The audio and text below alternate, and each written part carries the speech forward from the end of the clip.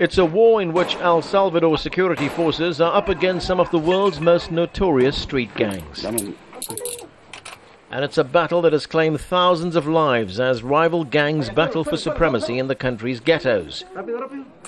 But now the two gangs, the MS-13 and Barrio 18, have agreed to make peace, and the homicide rate has dropped dramatically.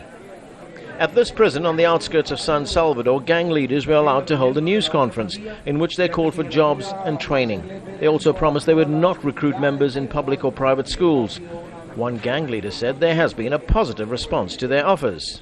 They're getting a little bit loose on us, you know. They give us the kids back. They took our kids for no reason. We made our own choice and bad decisions in our life, but they give our kids back. This weekend we got to see our kids. So they're responding little by little.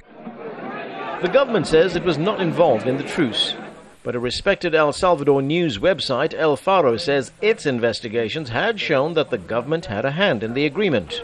Well, we did some research and we found out that the government had struck a deal with the gangs,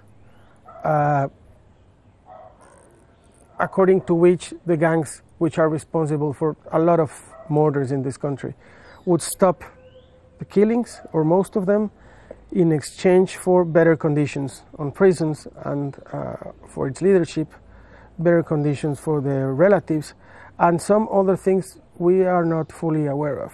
According to the El Faro reports, the government has struck a deal with some gang leaders which would allow prisoners in high-security prisons to be moved to low-security prisons, like the one I'm standing in right now. Gang members are also allowed conjugal visits, and that, the news site says, could not have happened without government approval. Now the big question being asked in El Salvador is, how long will the truce hold, and could it pave the way to a lasting peace in a country racked by years of gang violence?